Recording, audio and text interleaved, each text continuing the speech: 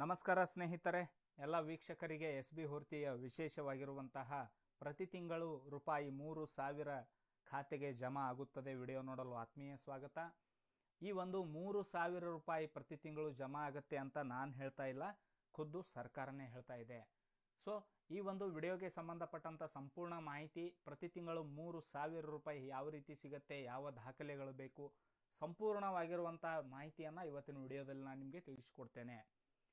ಪ್ರತಿ ತಿಂಗಳು 3,000 ರೂಪಾಯಿ ನೇರವಾಗಿ ನಿಮ್ಮ ಬ್ಯಾಂಕ್ ಖಾತೆಗೆ ಬಂದು ಜಮಾ ಆಗೋವರೆಗೆ ಯಾವೆಲ್ಲ ಒಂದು ಪ್ರೊಸೆಸ್ ಇರುತ್ತೆ, ಏನೆಲ್ಲ ದಾಖಲೆಗಳು ಬೇಕಾಗತ್ತೆ, ಹಾಗೂ ಇದಕ್ಕೆ ಯಾರು ಅರ್ಹರು, ಎಲ್ಲ ಮಾಹಿತಿಯನ್ನು ನಾನು ಕೂಲಂಕುಷವಾಗಿ ಈ ಒಂದು ವಿಡಿಯೋ ಮುಖಾಂತರ ನಿಮಗೆ ಹೇಳೋಕೆ ಇಷ್ಟಪಡ್ತಾ ಇದ್ದೇನೆ.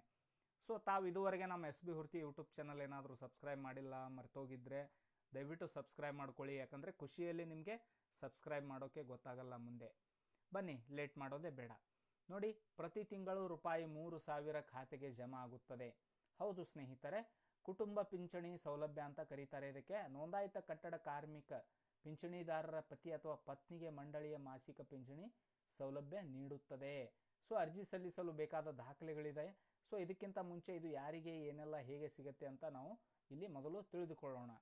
ನೋಡಿ, ಮೊದಲನೇದಾಗಿ ಇಲ್ಲಿ ಪಿಂಚಣಿ ಸೌಲಭ್ಯದಲ್ಲಿ ಯಾವ ರೀತಿ ಇದೆ ಅಂದರೆ, ಪಿಂಚಣಿ ಸೌಲಭ್ಯಕ್ಕೆ ಅರ್ಹತೆ, ಪಿಂಚಣಿ ಮಂಜೂರಾತಿ ವಿಧಾನ ಇತ್ಯಾದಿ ಇದೆ. ಇಲ್ಲಿ ಪ್ರತಿ ನೋಂದಾಯಿತ ಕಟ್ಟಡ ಅಥವಾ ಇತರೆ ನಿರ್ಮಾಣ ಕಾರ್ಮಿಕ ಫಲಾನುಭವಿಯು 60 ವರ್ಷ ವಯೋಮಿತಿ ಪೂರ್ಣಗೊಳಿಸಿರಬೇಕು.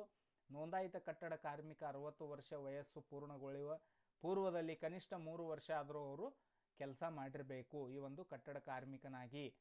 ಸೊ ಅವರಿಗೆ ಈ ಒಂದು ಪಿಂಚಣಿ ಸಿಗತ್ತೆ, 100% ಸಿಗತ್ತೆ. 3,000 ರೂಪಾಯಿ ಪಿಂಚಣಿ ಸಿಗತ್ತೆ. ಒಂದಲ್ಲ ಎರಡಲ್ಲ, 3,000 ರೂಪಾಯಿ ಪ್ರತಿ ತಿಂಗಳು ಅವರ ಜೀವಿತಾವಧಿ ಇರೋವರೆಗೆ, ಪ್ರತಿ ತಿಂಗಳು ಅವರ ಜೀವಿತಾವಧಿ ಇರೋವರೆಗೆ ಪಿಂಚಣಿ ಸಿಗತ್ತೆ.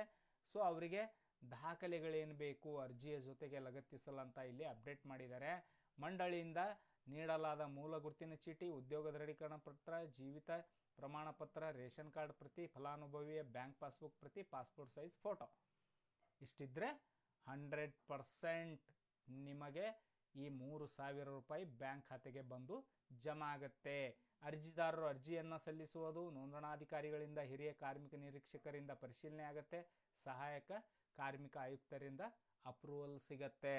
ಈ ಅರ್ಜಿಯನ್ನು ನೀವೇನು ಮಾಡಬೇಕಂದ್ರೆ, ನಿಮ್ಮ ಹತ್ತಿರದ ಈ ಒಂದು ಕಾರ್ಮಿಕ ಇಲಾಖೆಯ ಒಂದು ಆಫೀಸ್ ಏನಿರುತ್ತೆ ಅಲ್ಲಿ ಹೋಗಿ ಅರ್ಜಿಯ ಜೊತೆಗೆ ಎಲ್ಲ ದಾಖಲೆಗಳನ್ನು ಲಗತ್ತಿಸಿಕೊಟ್ರೆ ನಿಮ್ಮ ಜೀವಿತಾವಧಿ ಇರೋವರೆಗೆ 3,000 ರೂಪಾಯಿ ನಿಮ್ಮ ಬ್ಯಾಂಕ್ ಖಾತೆಗೆ ಬಂದು ಜಮಾ ಆಗತ್ತೆ. ಇದರಲ್ಲಿ ಯಾವ ಮಧ್ಯವರ್ತಿಗಳ ಸಹಾಯ ಕೂಡ ಬೇಕಾಗಿಲ್ಲ, ನೇರವಾಗಿ ಸರ್ಕಾರನೇ ಜಮಾ ಮಾಡುತ್ತೆ.